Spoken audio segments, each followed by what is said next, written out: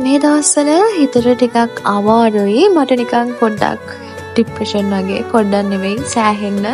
ලෝකෙම බර හරියට මගේ ඔලුවට තියන් ඉන්නා වගේ දැනෙන්නේ. මට මේ දවස් ටිකේ තනියම ඉන්න අමාරුයි. ඉතින් මම පුළුවන් තරම් යාළුවොත් එක්ක hang out වෙන්න try කරනවා. ඉතින් මම අද ගියා China Town එකට.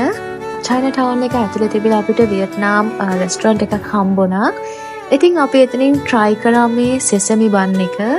ඇත්තටම මේක හරිය අමුතු රහක් තියෙන්නේ. sesame යට හැපෙද්දී ඒකේ texture එකත් පොඩ්ඩක් වෙනස්. ගොඩක් පැණි රසත් නැහැ. ඒක කද්දි හරි සැනසීමයි. ඉතින් මම දෙකක්ම කෑවා. ඒ වගේම තමයි මම ඕඩර් කරා chicken bok choy දාපු udon noodles පිඟානක්.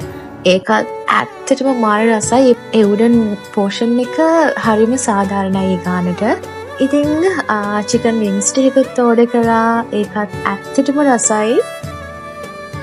මේක කද්දී මට ඇත්තටම හරි සැනසීමක් දැනුණා.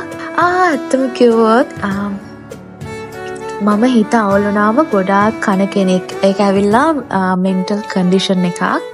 මේකට psychological term එක තමයි binge eating කියන එක. as a psychologist student මගේ more potential එක තියෙන්නේ patient කෙනෙක් විදියට. මොකද මගේ ජීවිතේ මම ගොඩක් තනිව ජීවත් වෙච්ච කෙනෙක්. එතකොට මම දන්නවා ප්‍රශ්නයක් ආව මට තව කෙනෙක් ඕනි කියන එක. ජීවිතේ අපේ ජීවිතේ එක එක කාලවලට අපිට එක එක ප්‍රශ්න වලට මුහුණ දෙන්න වෙනවා. ඉතින් ඒ හැම දෙයක්ම මැනේජ් කරගෙන අපිට ජීවත් වෙන්න සිද්ධ වෙනා නේද? අපිට මගෙන් හැරිලා යන්න බෑනේ මට දැන් ජීවත් වුණා ඇති කියලා. මේ දවස් ටිකේ මටත් එහෙම තමයි ප්‍රශ්න කියන්නේ එක පිට එක ප්‍රශ්න. අපි උත්සාහ කරමු නේද සතුටින් හැමදාම ජීවත් වෙන්න. ජීවිතේ අමාරුයි. වැඩිහිටියෙක් විදියට ජීවිතේ දිහා බලද්දී මට ආයෙත් පුංචි කාලට යන්න නැත්තම් කියලා හිතන වාර ගොඩාක් තියෙනවා.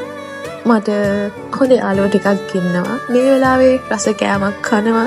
So this is life, right?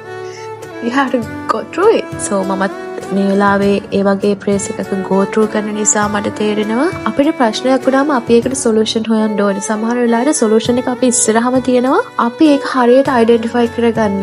එතකොට තමයි අපිට help එකක් ඕන. අපිට කවදාවත් අපේ ප්‍රශ්න වලින් ගැලවෙන්න බෑ.